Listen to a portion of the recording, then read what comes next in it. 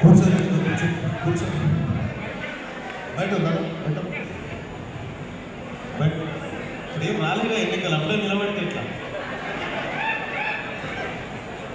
సభాధ్యక్షులు, ఈ కార్యక్రమానికి విశేషమైన కృషి చేసి ముందుకు నడిపించినటువంటి సోదరుడు పచ్చిపాల సుబ్బయ్య గారికి, అలాగే ఈ కార్యక్రమానికి ఇచ్చేసినటువంటి మిత్రులు ప్రొఫెసర్ విజయ్ కుమార్ గారికి, అలాగే డాక్టర్ ప్రొఫెసర్ మల్లికార్జున్ గారికి, అలాగే రమాదేవి గారికి అసిస్టెంట్ ప్రొఫెసర్ గారు, అలాగే సోదరులు గౌరవనీయులు బాలశ్రీనివాస్ గారికి, ఈ కార్యక్రమానికి మాత్రమే కాకుండా తెలంగాణ వ్యాప్తంగా బీసీ ప్రజలందరినీ ఉద్యమ పంతా వైపు నడిపించడం కోసం నాతో పాటు రాత్రి మొదలు కృషి చేస్తున్నటువంటి సోదరుడు గౌరవనీయులు వట్టే జానయ్య యాదవ్ గారికి, అలాగే బీసీ జేఏసీ కోఆర్డినేషన్ కమిటీ రాష్ట్ర చైర్మన్ గా ఇటీవల కాలంలో ఎన్నికైనటువంటి అన్న హరిశంకర్ గౌడ్ గారికి, అలాగే శ్రీనివాస్ యాదవ్ గారికి, కిరణ్ గారికి, సోదరుడు సాంబశివుడు గారికి, బందారం నరసయ్య గారికి, వెంకటేశ్వరరావు గారికి, రాజుగౌడ్ గారికి, చీర్ల భాస్కర్ గారికి, వెంకటయ్య గారికి, కాసన్న యాదవ్ గారికి, నిరంజన్ గారికి, కుంభ మల్లేష్ గౌడ్ గారికి, అరవిందాచారి గారికి, జయరాం ముదిరాజ్ గారికి, ఎంఎం గౌడ్ గారికి, దేవల్ల సమ్మయ్య గారికి, అలాగే శివశంకర్ యాదవ్ గారికి, మేకల రాజేందర్ గారికి, ఆయిల్ సదానందన్ గౌడ్ గారికి, ప్రొఫెసర్ భాగ్య గారికి, నరహరి గారికి, శ్రీహరి గారికి, లాలు యాదవ్ గారికి, తిరుమల యాదవ్ గారికి, తీగల సుభాష్ గారికి, పాలమూరు సతీష్ గారికి, గట్టు శ్రీనివాసులు గారికి, వేముల సుధాకర్ గారికి, మాధవ్ శెట్టి శేఖరయ్య గారికి, పోతులపల్లి బాలరాజ్ గారికి, కానుగుల శ్రీనివాస్ గారు, అలాగే తిమ్మాజిపేట సురేష్ గారికి, శంకరమతి మల్లయ్య గౌడ్ గారికి, కాటగోని సంజయ్ గౌడ్ గారికి, లాల్కోట వేణుగౌడ్ గారికి, మేకల నాగరాజు గారు, మేకల రమేష్ గారు, నాగుల వెంకటేశ్వర్లు గారు, బోడ నరసింహ గారు, పాండుచారి గారు, పెద్దాపురం శాలేశ్వర్ గారు, కొట్ర నవీన్ గారు, పగిడాల శ్రీనివాసులు గారు, కొండలయ్య గారు, శ్రీనివాసులు గారు, కాజా మొయినుద్దీన్ గారు, వాకి ఆంజనేయులు గారు, తుమ్మల అల్లోజి గారు, చెరుకూరి వెంకటేష్ గారు, సందు యాదగిరి గారు, కళ్యాణి గారు, శ్రీనివాస్ గారు, అలాగే ఔదేకర్ రాఘవ గారు, ఓర్సు బంగారయ్య గారు, మాయని శ్రీశైలం గారు, ఊరుకొండ రఘుబాబు గారు, నామ శివప్రసాద్ గారు, మెరుగ రమేష్ గారు, పొంకల వెంకటనారాయణ గారు, అలాగే ఈ కార్యక్రమానికి విచ్చేసినటువంటి ఇతర సోదరులు, సోదరిమణులు, పెద్దలు, వివిధ సంఘాల బాధ్యులు, మీడియా సోదరులు అందరికీ పేరు పేరున నమస్కారం తెలియజేస్తా ఉన్నాను. ఇవాళ దాదాపుగా 60-70 మంది మాట్లాడినట్టు, మొత్తం 60-70 మంది శక్తి వంచన లేకుండా మీ ప్రయత్నం చేసి మాట్లాడిన వాళ్ళందరికీ కూడా మరొకసారి ధన్యవాదాలు తెలియజేసుకుంటూ, ఇక్కడ ఈ ఫంక్షన్ హాల్లో 2వ మీటింగ్కి నేను హాజరవుతా ఉన్నా. మొదటి మీటింగ్ చాలా భయంకరమైనటువంటి మీటింగ్. ఒక 150 కోట్ల రూపాయల విలువైన సంపదను కొంతమంది రెడ్లు దోసుకుపోయినటువంటి ఘటనలో బాధితులతో మీటింగ్ జరగడం జరిగింది. ఆ రోజు అంత భయంకరమైన మీటింగ్ జరుగుతూ ఉంటే ఒక్క పోలీస్ కానిస్టేబుల్ కూడా రాలేదు మీటింగ్ అప్పుడు. ఇవాళ ఏడ చూసినా వాళ్ళు ఎందుకు వచ్చినో నాకు అర్థం కాదు. ఎందుకు వస్తారో చెప్పన్నా, ఇది ఉద్యోగ సంఘాల మీటింగ్ కదా. ఉద్యోగుల మీద కేసులు అయితే వాళ్ళని చూస్తే భయపడతారు, ఉద్యోగులు ఆడికెళ్ళి అడ్డే పోతారని ఒక గుంపు మీద పెడతారని అంటారు. దానికోసం పెట్టి గుంపు చిన్నది. ఈ చిల్లర పనులన్నీ మేము మన బీసీ పోలీస్ ఆఫీసర్లతో కూర్చున్నప్పుడు మాట్లాడుతూ ఉంటాం. ఇవన్నీ ఎంత చిల్లర పనులు చెప్తా ఉంటాను. సరే మంచికో చెడుకో వచ్చిన వాళ్ళు మన వాళ్ళే మనసభకి రోజులు అనుకుందాం. కానీ ఇవాళ నాగర్ కర్నూలులో ఉద్యోగ సంఘాలు నిర్వహిస్తున్నటువంటి ఈ బీసీ సభ ఏదైతే ఉందో ఈ సభ ఆశావాసి సభ కాదు. చాలామంది మాట్లాడుతూ ఉన్నారు. ప్రొఫెసర్ కూడా మా ఉద్యోగాలు అడ్డు పెట్టామని అంటున్నారు. నేను ప్రభుత్వ ఉద్యోగినే కదా, నేను ప్రభుత్వ ఉద్యోగినే. మీరు ఉద్యోగాలు అడ్డు పెట్టి మాట్లాడుతున్నామేంది? దమ్ముంటే ముట్టుకోమని మీ ఉద్యోగాల్లో చూద్దాం. ఇక చాలా మంది మాట్లాడుకుంటా ఇంకా భయపడుతూ రాలేదు. ఎందుకు భయపడుతూ రాలేదు? మీ బామాడురా ఎవరికి భయపడతారు? చుట్టమో బామాడుగా అయితే భయం. కానీ వాళ్ళెవరో నిన్నెవరో నువ్వెవరో వాళ్ళకి నువ్వు భయపడుతున్నావు. ఏం చేస్తున్నా? దయచేసి भाई साहब थोड़ा हटिए ना. आपके लिए मैं लाइव लिंक देता हूँ. लाइव लिंक लिंक इच्छे लाइव लिंक दे दो, ठीक है भाई साहब.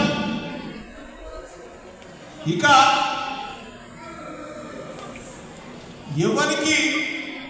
ఎవరు భయపడాల్సిన పని లేదు.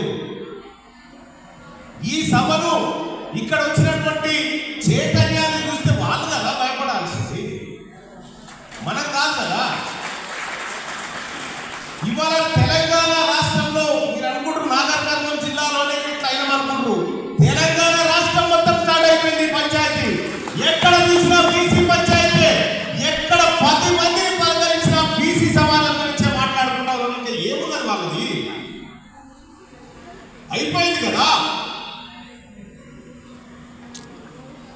కొద్దిగా భయము ఏమనుకుంటారు అట్టింట్లో ఎవరన్నా ఉంటే జర దయచేసి లేచి గట్ట వెళ్ళిపోయి ఉన్నారా? అట్లా ఎవరన్నా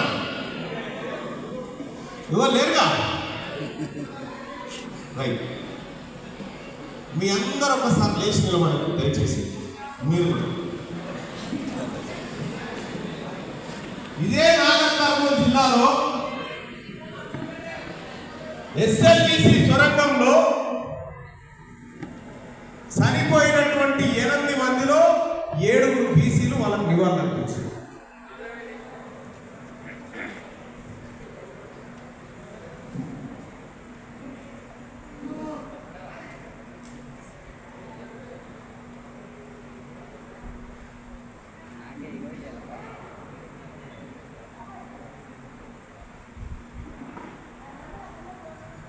జై బీసీ.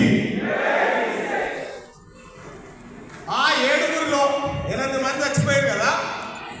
అలా మన బీసీలు ఓ 7గురు ఒక నిమ్న వర్గాలైన ఇంకా కింది వర్గాలైన ఈ చచ్చిపోయిన 8 మందిలో ఒక రెడ్డి ఉంటే ఊపుకుందాం కదా. ఆ స్వరంగంలో ఒక రెడ్డి శివ ఉంటే ఊపుకుంది రవిలంతా 56 రోజులే అలా శవాలు మురకపోయింది. ఒక్కడు పత్తలేడు. ఆ గవర్నమెంట్ ఎక్కడండి అని ఈ ఎస్ఎల్బిసి 4 నెలలు అయిపోయిందని ఫస్ట్ పోయి పోటీ వచ్చు. 4 మంది చచ్చిపోయి రాగానే మళ్ళా ఎక్కడ పోతున్నాడు. ఇప్పుడు పోయి కాలిఫోర్నియా కాడున్నాడు సారు. కాలిఫోర్నియా కాడికి పోయిండు ఆయన. మొత్తం పొద్దంతా శిక్షాపలే ఉంటుందట ఆడ. ఇక ఇటు రేవంత్ రెడ్డి గారు బృందాన్ని వేసుకొని పోయింది. ఇక్కడ జపాన్ ఏం చేసినాయంటే 1000 కోట్ల పెట్టుబడులట. తెలంగాణ రాష్ట్రంలో ఉన్నటువంటి గత దూరం ఎందుకు పోయినా, తెలంగాణ రాష్ట్రంలో 2 కోట్ల మంది బీసీలు ఉన్నారు. ఒక చాయ్ పైసలు వారేస్తే 20,000 కోట్లు, 2 ఎన్ని కోట్లు అయితే మన దగ్గర. కానీ మేము ఇద్దాం కదా గత దూరం ఎందుకు నువ్వు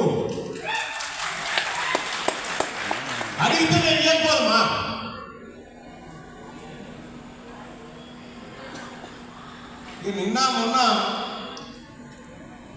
వాళ్ళు ఒక నైరాశ్యానికి వచ్చేసి రారే మనకి అయిపోయినట్టు మన పని. బీసీలంతా ఇన్ని కులాలైనా కలిస్తే అనుకురా, ఇన్ని సంఘాలు కలిస్తే అనుకురా, ఏడా వచ్చినా బీసీలంతా ఇలా చర్చకు వచ్చేసరికి ఇక లాభం లేదని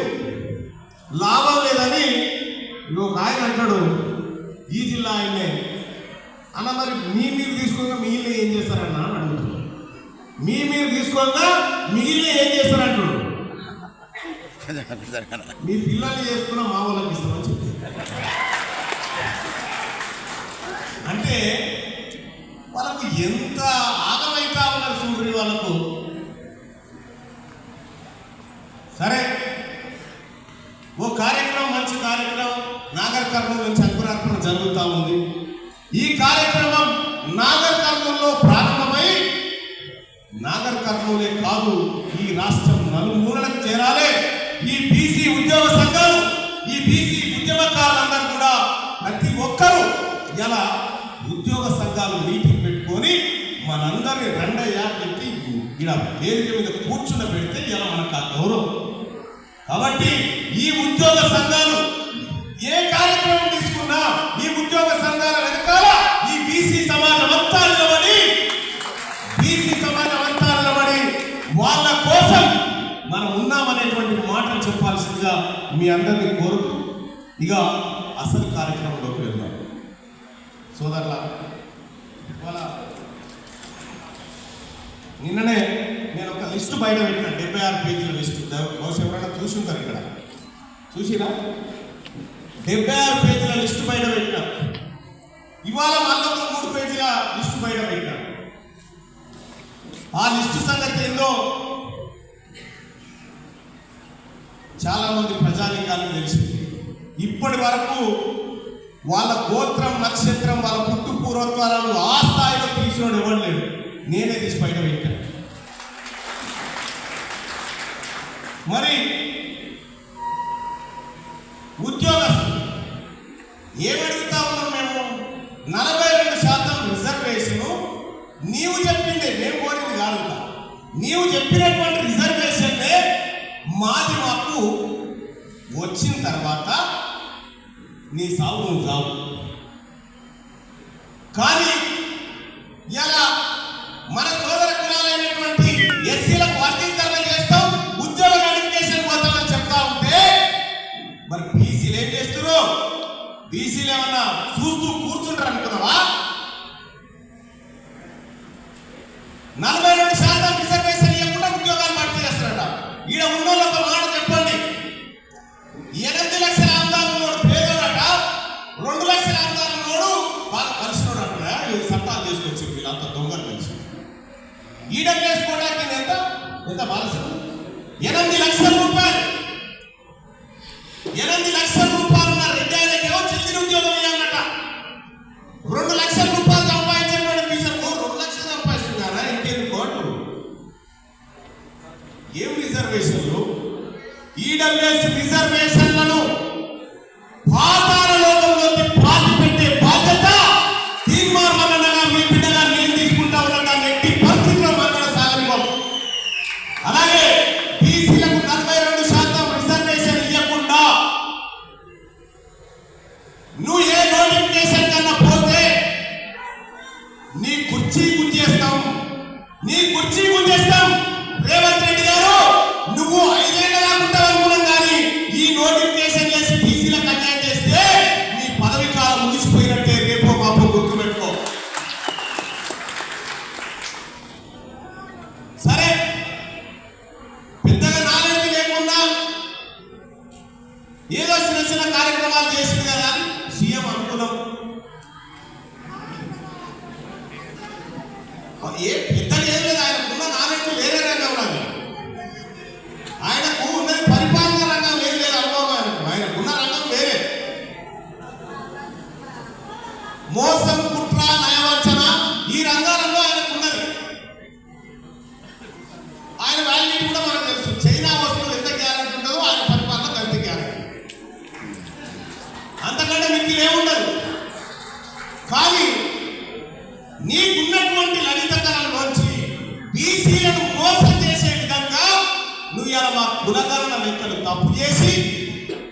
కులాల లెక్కలు ఇలా కొండారెడ్డిపల్లి నుంచి మన సోదరుడు చెప్పా ఏడి లేవు. మీ ఊళ్ళో ఎవరి జనాభా ఎక్కుంటుంది? బీసీల జనాభా ఎక్కుంటుంది. మీ ఊళ్ళో బీసీల జనాభా ఎక్కుంటుందని అంటారు చెప్పి నువ్వు ఎంపీపీ కదా. 1300 బీసీలు ఉంటారు. రెట్లు ఎంతమంది ఉంటారు? 400 రెట్లు ఉంటారు. ఎవరు కావాలి సర్పంచ్? బీసీలే కావాలి కదా. ఇక మనసులో మైక్ ఇక్కడ నల్లమల నుంచి వచ్చిన అంటాడు ముఖ్యమంత్రి. నల్లమల నుంచి వచ్చిన పులిలో ఉంటాడు. మేమైతే బోల్ తయారు పెట్టాము. నీకు దూరము దాన్ని ఏం చేస్తాం? బోర్లో బంధిస్తాం కదా. ఎక్కడి పులి ఏం కథ? నీ లలిత కళ తెలియదు ఎవరికి, నువ్వు ఏం పని చేస్తావో తెలియదు ఎవరికి. యా బీసీ రిజర్వేషన్లను నువ్వు గిల్టీగా మోసం చేస్తా అంటే ఈ స్థాయిలో మా విమర్శలు ఉన్నాయి. ఒక ఆయన శిక్ష రాసిపోయింది. మళ్ళా నువ్వు ఇట్లా మాట్లాడుతున్నావు, నేను చంపుతానేమో నా నుంచి వాళ్ళని ఎవడని కాపాడాలి. కానీ తీర్మానం వలనకి ఏమవుతుందా? ఇలా తీర్మానం వలన మీరు గుండె మీద చేసుకొని చెప్పండి. 60-70 ఏళ్ళ నుంచి మన బీసీ ఉద్యమాలు జరుగుతూ ఉంటే ఇటీవల కాలంలో బీసీలంతా ఒక్కసారి మీదకి వచ్చి ఆలోచన చేస్తున్నారంటే ఇది తీర్మానం వలన చేస్తున్న ప్రయత్నం. ఆ కాలంలో ఒక్కసారి ఆలోచన చేసుకోండి. ఇక దానికి రేవంత్ రెడ్డి గారికి ఇప్పుడు బాధ పట్టుకుని పాపం ఏంటది ఏమో మరి బీసీ అంటుండే బీసీలను తయారు చేస్తున్నా. మరి నేను కూడా 2-3 మైనం బొమ్మలను తయారు చేసి పెట్టాలి. అటువంటి పెట్టింది 2-3 మైనం బొమ్మలు పెట్టి పాపం వాళ్ళకి నయానో భయానో ఇచ్చుకుంటా ఈ బీసీ ఉద్యమాన్ని నీరు గార్చడానికి వెళ్తే వాళ్ళకి జనం లేరా మనం లేరా ఏం చేయమని ఆగవాదం చెప్పాలి.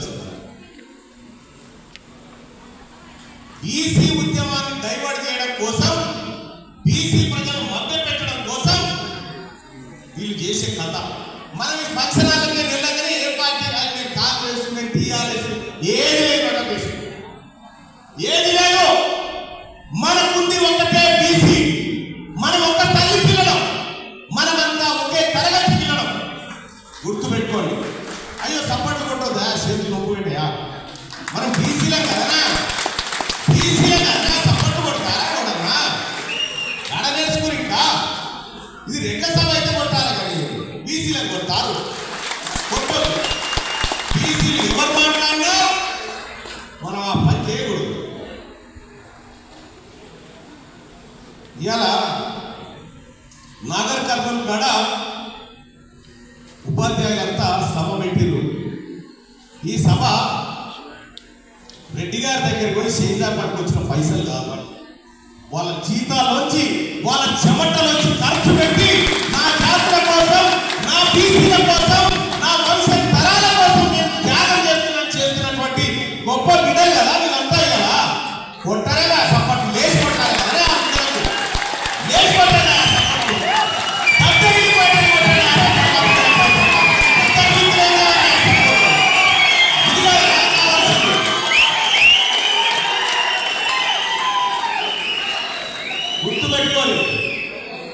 గుర్తుపెట్టుకోవాలి. ఇవాళ రేపు సొంత ఇంచోడు 5 రూపాయలు దానం చేయమంటే చేయరా? ఇవాళ వాళ్ళకు కడుపు ఆకలి మార్చుకొని వాళ్ళ కుటుంబానికి ఇంత తక్కువ పెట్టి నా జాతుల కోసం వస్తారు వచ్చినటువంటి వీళ్ళ కోసం కదా మనం సపోర్ట్ వీళ్ళ ఇంచోడే ఉందా?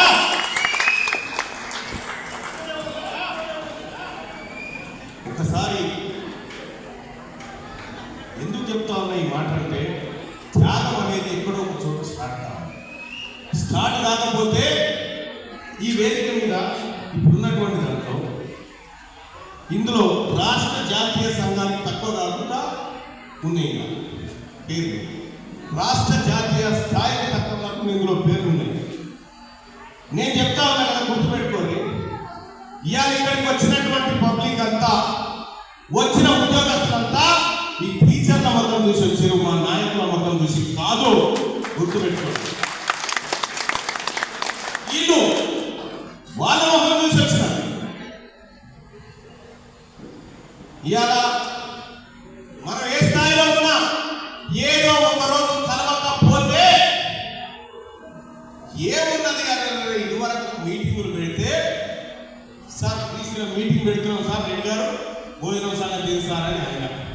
ఇంకో రెడ్డి గారి దగ్గర పోయి కరపత్రం ఇవ్వాలి అడుగుతారా? ఇంత పవిత్రమైన సభ, ఇంత బీసీ బిడ్డల సొమ్ముతోటి వాళ్ళ రక్తంతో వాళ్ళ చెమటతో నడుస్తున్నటువంటి మీటింగ్, ఇంతకు మించిన పవిత్రమైన మీటింగ్ ఏముందా బీసీ ఉద్యమానికి? కాబట్టి ఎస్, నేను చెప్తా ఉన్నా, బీసీ జేఏసీ చైర్మన్ గా మీరు హడా కమిటీ వేసుకున్నట్టు తాత్కాలిక చైర్మన్ ఎవరైనా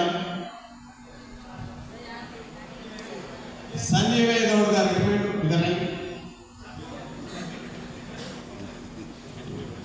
రిటైర్డ్ కదా,